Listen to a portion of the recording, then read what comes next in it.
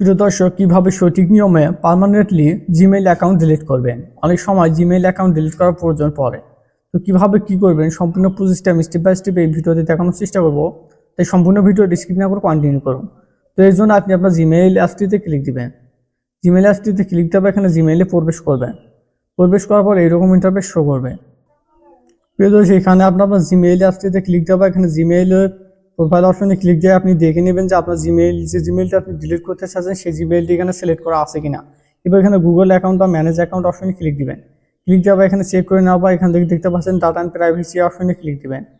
Click দেওয়া এখানে নিচে আসবেন, একদম নিচে আসবেন।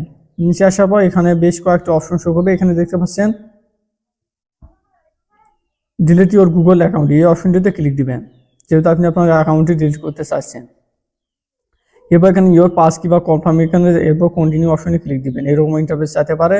এখান থেকে কী করবেন, এখানে আপনি আপনার ফোনের যে প্যাটার্ন বা ফিঙ্গারপ্রিন্ট লক যেটি দেওয়া আছে সেই লকটি এখানে দিয়ে দেবেন।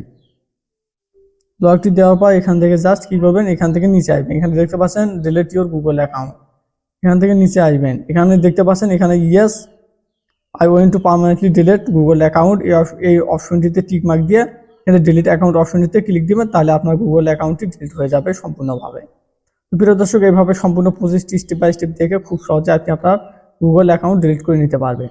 প্রিয় দর্শক, এই ছিল আজকের ভিডিওটি সম্পূর্ণ দেখার জন্য অসংখ্য ধন্যবাদ।